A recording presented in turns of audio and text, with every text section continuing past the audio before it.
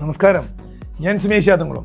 നമ്മൾ എപ്പോഴെങ്കിലും ചിന്തിച്ച് നോക്കിയിട്ടുണ്ടോ നമ്മുടെ നാട്ടിൽ എങ്ങനെ ഇത്ര ഫോറിൻ ബ്രാൻഡുകൾ ചിന്തിച്ച് നോക്കിയിട്ട് നമ്മൾ ലൈഫ് ബോയ് സോപ്പ് മുതൽ Colgate, Nestle, Unilever, KFC, McDonald's, Apple, Vivo, Oppo, Hyundai, Suzuki, Toyota, അങ്ങനെ എല്ലാ കാര്യങ്ങളും, even cola, Pepsi, Red Bull, WhatsApp, YouTube വരെ. ഇനി അങ്ങനെ നിരവധി ചുരുക്കത്തിൽ പറഞ്ഞാൽ നമ്മുടെ കിണറ്റിൽ നിന്ന് പച്ചവെള്ളം മുക്കിയിട്ട് കളറും പഞ്ചസാരയും ഇട്ടിട്ട് തരണമെങ്കിൽ പോലും US ആൾ വന്ന് ബ്രാൻഡ് ചെയ്താലേ നമ്മൾ കുടിക്കുള്ളൂ എന്നുള്ള അവസ്ഥ. എന്താണ് ഇതിൻ്റെ കാരണം? ചിന്തിച്ച് നോക്കിയിട്ടുണ്ട്. ഇത് വല്ലാത്തൊരവസ്ഥയാണ്.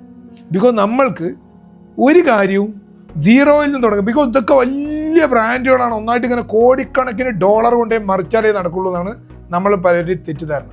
അത് വെറും തെറ്റിദ്ധാരണയാണ്. നിങ്ങൾ എടുത്തു നോക്കിയാൽ മതി. ഈ എല്ലാ ഹിസ്റ്ററികളും ഇപ്പോൾ ഇന്ന് പഴയ കാലമല്ല, ഗൂഗിളിൽ അല്ലെങ്കിൽ ChatGPT ചെക്ക് ചെയ്താൽ നിങ്ങൾക്ക് എല്ലാവർക്കും അതിൻ്റെ ഗ്രാസ് റൂട്ട് ലെവലിലുള്ള ഹിസ്റ്ററി കിട്ടും. ഈ ഓരോ കമ്പനികളും ഇന്ന് കോടിക്കണക്കിന് ഡോളർ വിലയുള്ള എല്ലാ കമ്പനികളും ഈ തുടങ്ങിയിട്ടുള്ളതൊക്കെ വളരെ ഗാരേജുകളിൽ നിന്നാണ് തുടങ്ങിയിട്ടുള്ളത്. ദാറ്റ് മീൻസ് സീറോ മണിയിൽ നിന്ന് തുടങ്ങിയിട്ടാണ്.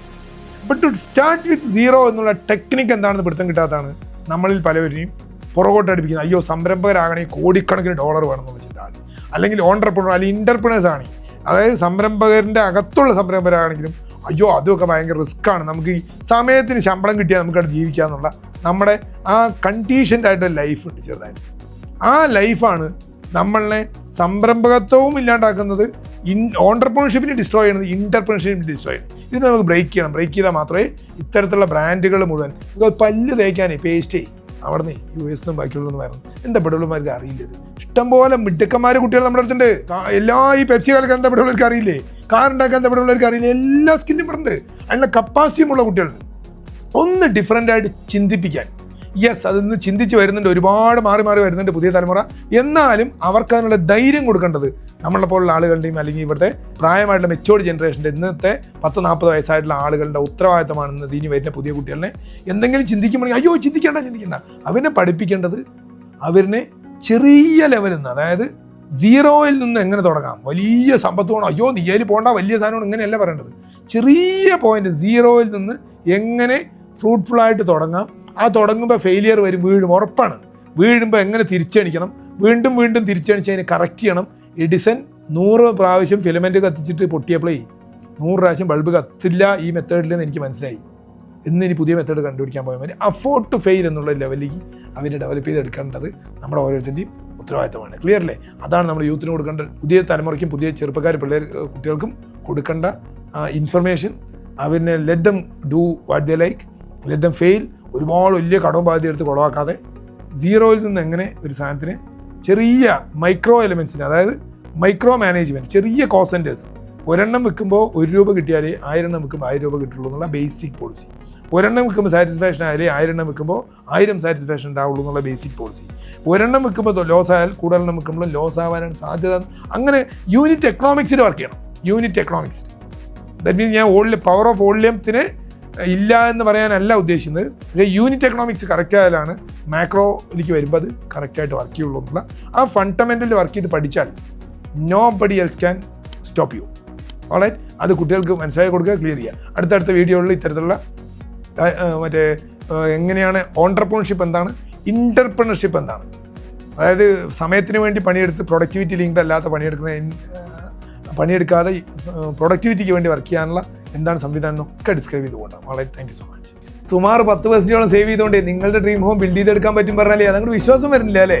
അത് വളരെ സിമ്പിൾ ആയിട്ടുള്ള ലോജിക്കാണ്. ആമസോണിലും ഫ്ലിപ്കാർട്ടിലും alibaba.com ഉള്ള പോലെ നമ്മുടെ ഡിജിറ്റൽ പ്ലാറ്റ്ഫോമിൽ വലിയ കളക്റ്റീവ് വോളിയം ഉള്ളതിനാൽ കൺസൾട്ടൻസും വർക്ക് കോൺട്രാക്ടേഴ്സും സപ്ലൈസും ഒക്കെ 5% മുതൽ 50% വരെയും അതിൽ കൂടുതലും ഒക്കെ ഡിസ്കൗണ്ട് ഓഫർ ചെയ്യലുണ്ട്. ആ ഡിസ്കൗണ്ട് നേരിട്ട് നമ്മുടെ ഡിജിറ്റൽ പ്ലാറ്റ്ഫോമിലൂടെ നിങ്ങൾക്ക് തരികയും ടോട്ടൽ പ്രോജക്റ്റ് ഹൗസിംഗ് ലോൺ മുതൽ ഫിനിഷിംഗ് വരെ ഫുള്ളി ട്രാൻസ്പെറൻ്റ് ആയും സൂപ്പർ എഫിഷ്യൻ്റ് ആയും ഞങ്ങളുടെ ടീം മാനേജ് ചെയ്യുമ്പോൾ നിങ്ങളുടെ സ്വപ്ന വീട് ക്വാളിറ്റിയോട് കൂടിയിട്ട് 10% സേവ് ചെയ്തുകൊണ്ട് ഐതർ നിങ്ങളുടെ സ്വന്തം പ്ലോട്ടിലോ അല്ലെങ്കിൽ സിറ്റി ബിൽഡേഴ്സ് ആപ്പിൻ്റെ അകത്ത് കൂടെ പ്ലോട്ടുകൾ വാങ്ങിയിട്ടോ അവിടെ നിർമ്മിക്കാം. That's all. ഒരു സമയത്തോടെ എനിക്കൊന്ന് ഹീറ്റായിട്ട് സംസാരിക്കേണ്ടതായിട്ടൊന്നും വന്നിട്ടേ ഇല്ല. നമുക്ക് എന്താണ് വേണ്ടതെന്ന് അവർ മുൻകൂട്ടി തന്നെ നമുക്ക് പറഞ്ഞിട്ടുണ്ടായിരുന്നു. പിന്നെ ഞങ്ങൾക്ക് അതിൻ്റെ ഒരു പ്രശ്നം വന്നിട്ടുണ്ടായിരുന്നില്ല. നമ്മൾ ബിൽഡേഴ്സ് ചെയ്യുമ്പം ഒത്തിരി കുറഞ്ഞിട്ടാണ്, ബഡ്ജറ്റ് ആണെങ്കിലും എല്ലാം കുറഞ്ഞിട്ടാണ് വരുന്നത്. അത് നമുക്ക് ഒത്തിരി ഹെൽപ്പ് ചെയ്തു. ഇപ്പം നിങ്ങളുടെ CT ആപ്പിൽ 10% കുറവാണല്ലോ വരുന്നത് എല്ലാത്തിലും. അത് ഒത്തിരി നമുക്ക് എഫക്റ്റീവായിട്ട് നമുക്കത് ചെയ്യാൻ പറ്റിയത്. അതുകൊണ്ടായിരിക്കും ചിലപ്പം ഈ ബഡ്ജറ്റിൽ എത്തുന്നത്. ഡിസൈൻ നന്നായിരുന്നു, വർക്കും കുഴപ്പമില്ലായിരുന്നു. പ്രോപ്പറായിട്ട് തന്നെ ഞാൻ അൺഎക്സ്പെക്റ്റഡ് ആയിട്ട് ഞാൻ ഇവിടെ വന്നത് തന്നെ, കാസർഗോഡ് വന്നത് തന്നെ. അതുപോലെ ആദ്യം വീട് കയറ്റുമ്പോൾ നല്ല ടെൻഷൻ കാര്യങ്ങൾ, നമ്മൾ പറഞ്ഞത് അവിടെ ചെയ്തിട്ടുണ്ടോ എന്ന് അറിയാൻ നമ്മൾ ആദ്യം പോകണം. പിന്നെ അങ്ങനെയൊക്കെ ടെൻഷൻ ഉണ്ടായിരുന്നു. അതിൻ്റെ ആവശ്യം വേണ്ടി വന്നിട്ടില്ല. നല്ല ഫ്രണ്ട്ലി ആയിരുന്നു. നമുക്ക് അധികം വന്ന് നോക്കാറില്ല. ഹസ്ബൻഡ് തന്നെയാണ്. ഹസ്ബൻഡിൽ നിന്ന് ഒരു ടെൻഷനും ഞാൻ കണ്ടിട്ടില്ല. അപ്പോൾ അത്രയും ഫ്രണ്ട്ലി ആയിട്ട് വർക്ക് ചെയ്തതിന് എല്ലാവർക്കും നന്ദി. ഇനീഷ്യലി നമുക്ക് ഇവിടെ താമസിക്കാൻ ഒരു പ്ലാനും ഉണ്ടായിരുന്നില്ല. അത് കംപ്ലീറ്റ് ചെയ്തു വന്ന ഈ ലാസ്റ്റ് ഒരു 15 ഡേയ്സിലാണ് നല്ലൊരു ഔട്ട്കം വന്നപ്പോൾ എന്തായാലും ഇനി ഇവിടെ തന്നെ താമസിക്കാമെന്ന് പ്ലാൻ ചെയ്തു. നമ്മൾ മുംബൈയിൽ നിന്ന് ഒഴിവാക്കി പാലക്കാട് വരാൻ തീരുമാനിച്ചു. Thanks to Chathankulam. A fully super efficient digital system that helps clients to build their dream home by saving around 10%. CT Builders app, an innovation of Chathamkulam Group.